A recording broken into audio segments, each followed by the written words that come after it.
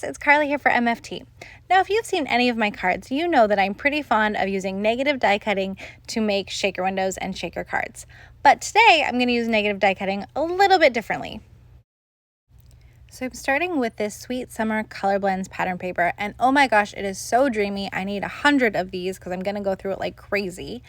I've grabbed a pink pattern, I've cut it down to card front size, and then I'm going to run it through with the cotton candy cone die cut. So I'm going to use that die cut window to house some wool roving that I bought for Christmas ornaments that I never needle felted, and it's coming in handy now because I think it looks just like cotton candy. Now I need to build a container to hold that wool roving, and I'm going to use some foam tape. Now after putting the first piece down, I realized 2 layers of foam tape would be better than 1, and I find the easiest way to do 2 layers is to take a big piece, fold it over on itself, and then remove just enough of the liner paper to stick it down to where I want it. So after I've got my container built, I want to fill it with that wool. So I'm going to trim this piece of wool roving to fit onto my card front. And then after a little bit of deliberation, I decided that strong double-sided tape would be better than a liquid adhesive. So I'm going to put some double-sided tape in the bottom of that container to hold my wool in. I was afraid that a liquid glue would kind of seep through the wool and make a big mess, but I'm not really sure. I didn't actually test it yet. If you work with wool roving, please leave me your tips because I may or may not have some that I bought for other projects that are clearly not going to happen.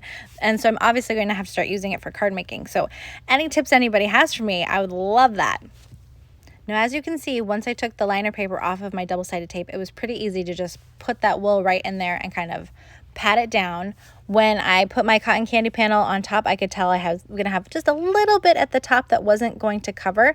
So I pulled the liner paper off my foam tape and put a little bit of the wool up there. So I was about to start putting my die cut panel on top when I remembered I hadn't finished decorating it, which I do that all the time, so I'm so glad I noticed this time. Now, the cotton candy cone die set comes with the little cone, and it comes with one that's a solid cone that has the embossed lines, and then one's that the little stripes to go on top. So I die cut the solid one from craft cardstock and the stripes from white, and then I just layered them together. Once I had the cone all assembled, I adhered it to the base of the cotton candy window, and then I moved on to adding a sentiment. Now, I always use this trick when I'm stamping sentiments on a nearly completed project. I put it in my stamping tool, and I put a piece of acetate over my project. Then I ink up my stamp and stamp it onto the acetate to double check the spacing of it, make sure everything's lined up perfectly. If I don't like it, this gives me a chance to change it. And if I like it, I can just wipe off that acetate, move it out of the way for next time, then ink up my stamp and stamp again, this time actually onto my project. So now my finished window panel just needs to go onto my folded card, which has that foam tape container of wool. And I pulled off the liner paper across the top first so that I could get everything lined up, and then it was easy to pull off those other pieces. After I turned off the camera, I couldn't resist adding a little bit of faux black splatter with the pen. I can't help myself.